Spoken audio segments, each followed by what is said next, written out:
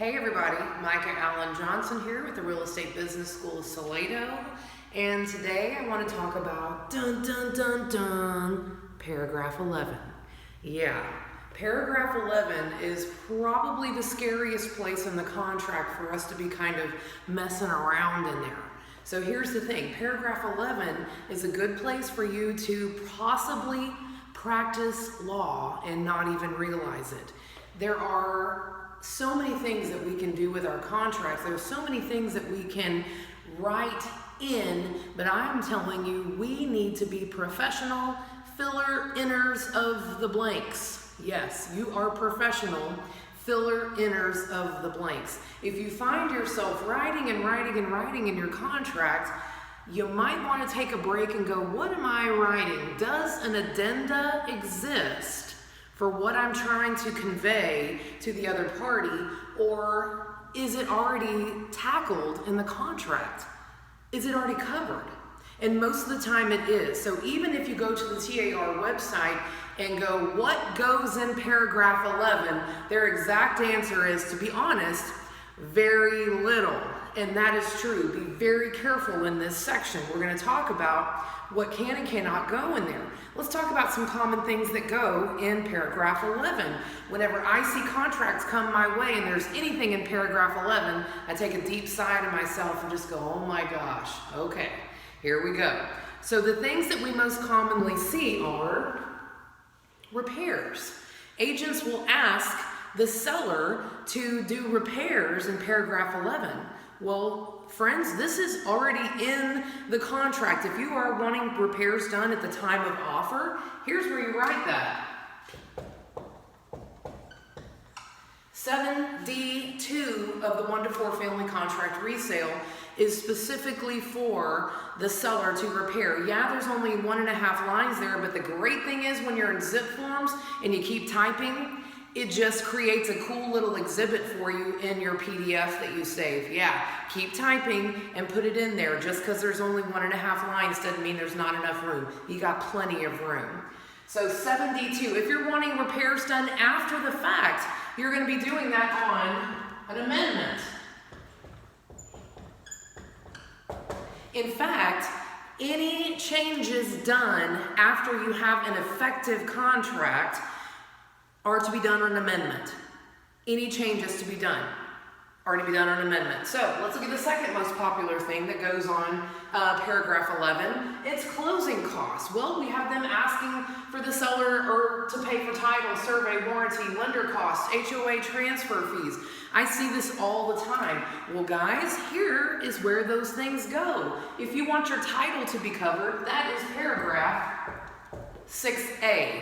If you want your survey to be covered, that's paragraph 6C. If you want your home warranty to be covered, that is paragraph 7H. If you want the lender's mortgage costs to be covered, that is paragraph 12B. And if you want the HOA transfer fees to be covered for your buyer, then you want to use the addenda so that for a property in a subject to a property subject to a property owners association, you're going to use the addenda for that.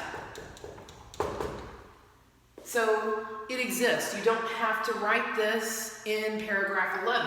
What about contingencies, Myka? My buyer has a house to sell. There is a addenda for that. Just like there's an app for that, there's an addenda for nearly everything. The buyer has a property to sell, there is an addenda for you to use on that contingency. Oh, what about an appraisal, Myka? I want to make sure I cover my buyer in case the property doesn't appraise. Great.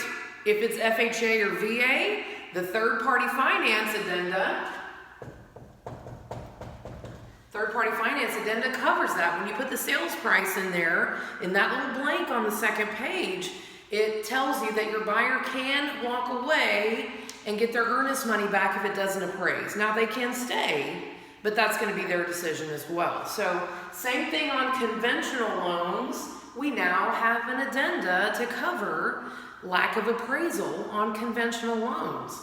Now, what about leases and deposits, Mike? My buyer is buying a duplex and it's leased, and I want to make sure that the leases are all given to him and the deposits are all given to him prior to closing. Hey, that is already in the contract and they have signed it. That means they're supposed to give that to you. That is in 9B5 and 10B2.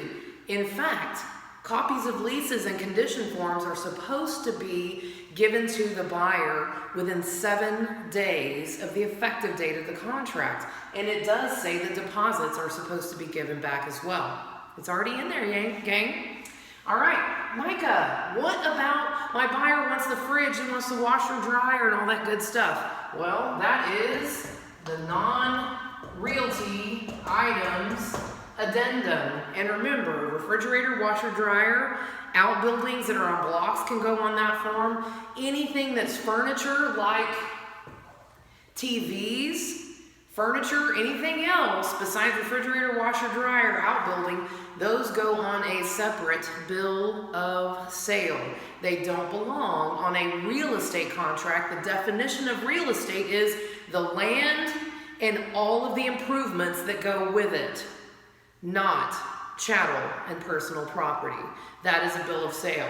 Now, Myka, what if I want to change something that's in the contract? What if I don't like what's in the contract? Like, I don't want to abide by the option period time frame of turning in option money in 3 calendar days. I want to write in there that I can turn in option money as long as the last day doesn't fall on a Saturday, Sunday, or legal holiday. You are revising, you are drafting. If you're changing something in the contract, you can't do that. That could be construed as practicing law. We have a broker-lawyer committee who writes all these beautiful addenda for us and all of our promulgated contracts. Their job is to draft and revise. Our job is official contract, filler, inners of the blanks. If you find yourself writing something in paragraph 11, stop and make sure, is there an addenda or a place for this already in the contract? And for nearly everything there is. Here's what I do give you permission to put in there: a really long legal description that didn't fit in paragraph 2. You can write that in there. Anything else, talk to your broker or talk to an attorney.